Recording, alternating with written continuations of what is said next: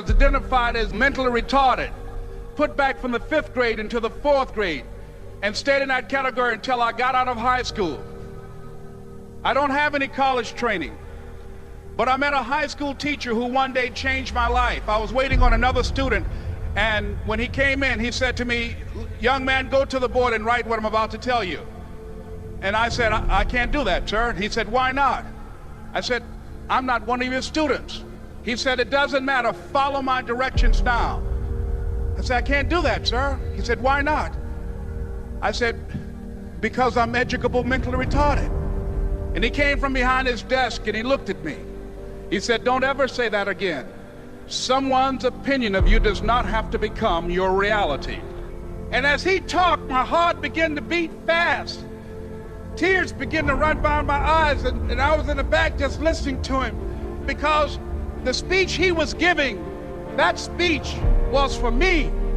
And he said, "Les Brown," he said, "if you want to do anything worthwhile in life, you've got to be hungry." I told Mr. Washington I wanted to become a disc jockey. And so I started working to develop myself. He said, "I want you to practice every day being a disc jockey." I said, "But I don't have any job now." He said, "It doesn't matter."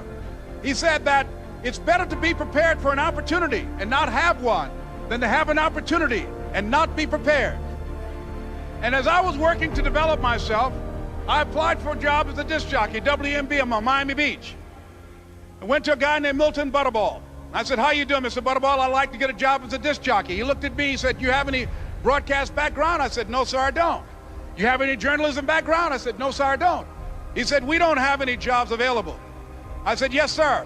I went back to Mr. Washington and I told him. He said, "Don't take it personally." He said, "Most people are so negative, they will have to say no 7 times before they say yes." He said, "Go back again." So I went back again. I said, "How you doing, Mr. Butterball? My name is Les Brown." He said, "I know what your name is. What do you want?" I said, "I'd like to know whether or not you have any jobs as a disc jockey, sir." He said, "Didn't I just tell you yesterday we didn't have any jobs?" I said, "Yes, sir, but I know whether or not somebody got laid off or somebody was fired, sir." He said, "No one was laid off or fired. Now get on out of here." I came back the next day like I was seeing him for the first time. I said, "Hello, Mr. Butterball, how are you?" He looked at me with rage. He said, "Go get me some coffee." I said, "Yes, sir." And I went to get him some coffee. After a while, I would get their lunch and dinner, and I would go in the control rooms and take the disc jockeys their food, and I would not leave until they would ask me to leave. One Saturday afternoon, while I was at the radio station, a guy named Rock was drinking while he was on the air. I was the only one there, looking at him through the control room windows, walking back and forth, young, ready, and hungry. Pretty soon the phone rang, and it was the general manager. And I answered the phone. I said, "Hello?" He said, "Les, this is Mr. Klein." I said, "I know." He said, "Rock can't finish his program." I said, "I know." He said, "Would you call one of the other DJs in?" I said, "Yes, sir."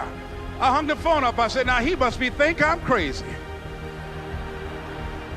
I called my mom and my girlfriend, Cassandra. I said, "Y'all turn up the radio and come out on the front porch. I'm about to come on the air."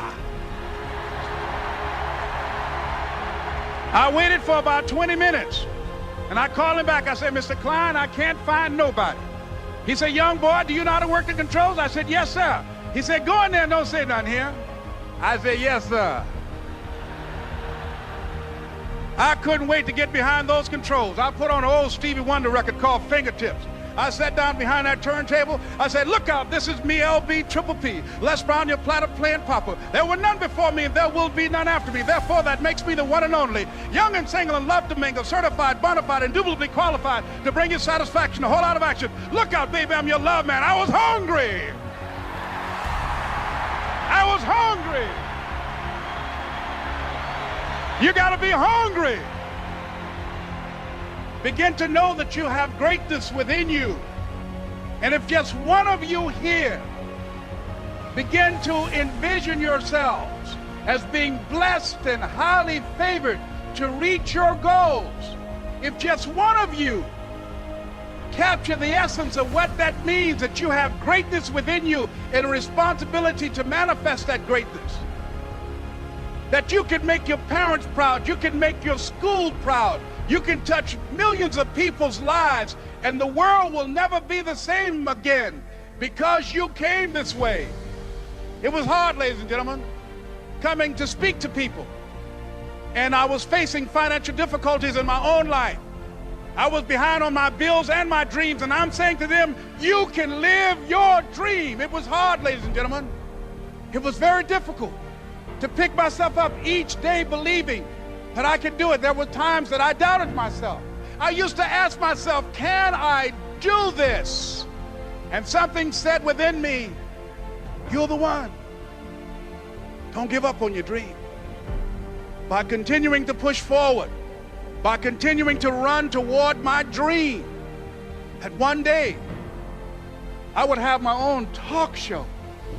It's a long shot, ladies and gentlemen, from Liberty City, an abandoned building on a floor, never knowing my mother or father. It's a long shot being here with you today in this dome in Atlanta. It's a long shot. No college training, labeled educable, mentally retarded, but I kept running toward my dream. Don't stop. Don't stop running toward your dream.